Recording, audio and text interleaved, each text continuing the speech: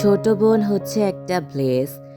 আর আমার কাছে মনে হয় যারা খুবই ভাগ্যবান তাদের সবার একটা করে ছোট বোন আছে। আর ছোট বোন থাকার যে কত মজা সেটা যাদের আছে তারা হয়তো উপলব্ধি করতে পারেন। তো আজকে আমার ছোট বোনের বার্থডে ছিল। আর ওর বার্থডেতে আমরা দুপুরে সবাই একসাথে খাওয়া-দাওয়া করেছিলাম। ওর একটা ফ্রেন্ড এসেছিল। আমাদের কিছু রিলেটিভসরা ছিল। আমার কাজিন ওই যে শ্যারন, তারপর ওর বান্ধবী এখানে মিলে হচ্ছে কেক কাটতেছিল। আর ওই যে আমার মাঝখানের জন্য যে আমার ছোট বোন।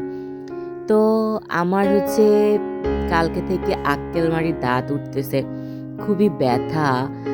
আর তো জানেনই যাদের এই সমস্যা হয়েছে। তো তারপরে এখানে হচ্ছে আমার মা কেক কেটে সবাইকে দিয়েছিল। আপনাদের সবার দিন কেমন যাচ্ছে অবশ্যই জানাতে ভুলবেন না। আর এখান থেকে অল্প একটু কেক হচ্ছে আমি এবার পিকুকে দিচ্ছিলাম। তারপরে বিকালের দিকে আমি আর মা হচ্ছে কুলি পিঠা বানিয়েছিলাম। আমাদের এখানে এটাকে কুলি পিঠা বলে, অনেক জায়গায় পুলি পিঠা বলে। আর এটার জন্য হচ্ছে যে নারিকেলটা সেটা আমরা প্রিপারেশন নিচ্ছিলাম। গুড় আর নারিকেলটাকে খুব ভালো মতন ভাজতে হয়। তারপরে হচ্ছে এটা খুব মজা একটা পুর হয়, এটা খেতে খুবই মজা। তো অনেকে এটার সাথে সুজিও অ্যাড করে। আমরা সুজি অ্যাড করি না, আমরা জাস্ট নারিকেল আর হচ্ছে গুড় দিয়ে করেছি।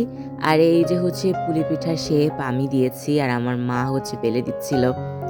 আগে ছোটবেলায় জানেন এই পিঠা বানাতে পারতাম না, বাট এখন সময়ের সাথে সাথে আমি শিখে গিয়েছি কীভাবে পিঠা বানাতে হয়।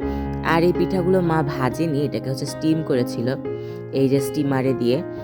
আর এই তো 15 মিনিটের মধ্যে আমাদের পিঠা রেডি। আর দেখেন কত সুন্দর। আর এখান থেকে কিছু চালের মানে হচ্ছে ডো বেঁচে গিয়েছে, চালের গুঁড়, আর সেটা দিয়ে আমি একটা রুটি বানাইছি। দেখেন আমার রুটির অবস্থা। আসলে আমার কাছে মনে হয় রুটি গোল হওয়ার এত বেশি ম্যান্ডেটারি না, দেন রুটি হইলেই হয়েছে। আর দেখেন কি সুন্দর ফুলছেও আমার রুটিটা। তো গোল দিয়ে আর কি হবে বলেন, আমরা তো পেটে খেয়েই ফেলাইতেছি রুটিটা। তো এই তো আমার পিঠা ছিল। কি সুন্দর আজকে এভাবে করেই দিনটা পার করলাম। আপনাদের সবার দিন কেমন গেল অবশ্যই জানাতে ভুলবেন না। দেখা হবে আমার নতুন কোনো ভিডিওতে। আজকে এই পর্যন্তই, আসি।